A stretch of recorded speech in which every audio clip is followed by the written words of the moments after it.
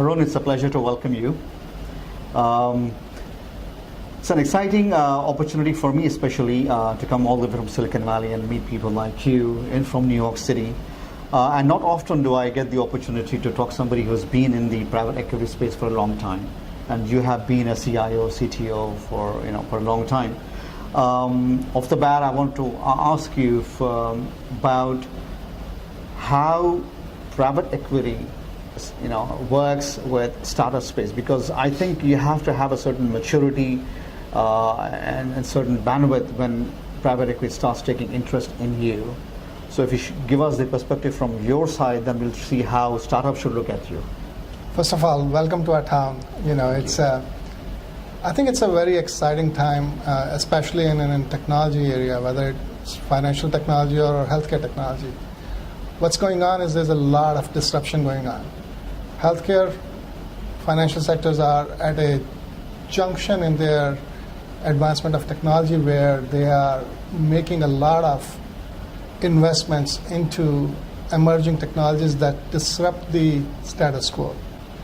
And private equities, if you think about, in healthcare or in other organizations like Uber and Oscar, all these companies have been out there where private equity invested in the early stages because they understood that the disruption is going to change the status quo and it's going to challenge the big players and bring in a lot of entrants into the market space that leverage that technology and help, just make efficiencies in the process and make things easier for the entity that matters, which is the consumer.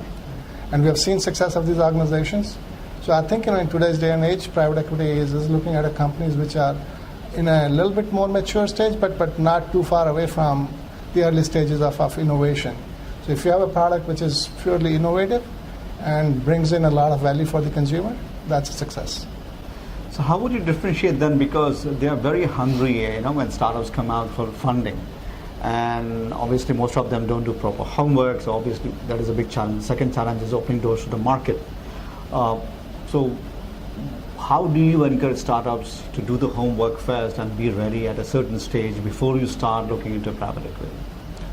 I think, the biggest challenge in today's day for these startup companies are going to be how quickly they can get to a stage where they have done two things primarily. Solved a business problem and matured their product that solves that business problem properly. And second, how do they think about, at least have some type of a planning and some type of a monetization aspect very clear in their business model or business plan. I think once they have reached to that stage, I think early stages are going to be more involved with either angel investments or investments from friends and family or initial round of funding. But when they gain a little bit of mass and show some traction in terms of either gaining client or either gaining consumer base, that's when they would see that there would be interest in the organization from investments from larger organizations perspective. Yeah. You're in health tech space, so health tech has a lot of traction nowadays. But the other challenge is for startups, it's a very long runway for them. It takes so much time to mature to that stage. What is your advice for those startups? I think look at your local and state level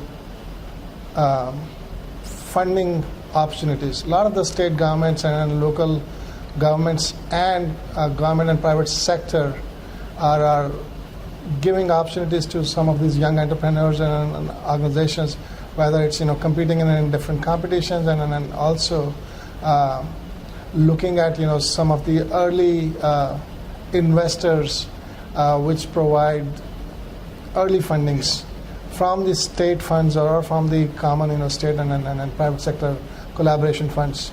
In New York itself, there are a lot of these opportunities available. So you have to look at your local resources and see what is available and take advantage of those. There is a good point, and that leads to my next question, which is, I think the reason why we are here is the Fintech Festival in Vizag in the state of Andhra Pradesh in India. And avenues like this and opportunities like this, like you said, open a lot more doors. So as we heard, it's not just the opportunity to get money, but the opportunity to look at India as a market open. So what's your take of being here and this FinTech Festival happening in Vizag? I think this is phenomenal. this is an opportunity that the government is really taking interest in sponsoring, and then attracting not just the talent of the organizations, but making sure that they are looking to develop the technology base in the country. They are looking to invest into these organizations. They are looking to invest in innovation.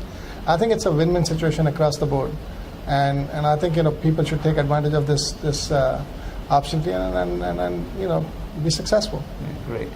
Well, Arun, thank you again for being here, for helping us out with the event and being on the panel. Appreciate all that you do. Thank you so much. Thank you for your time. I appreciate that. Thank you.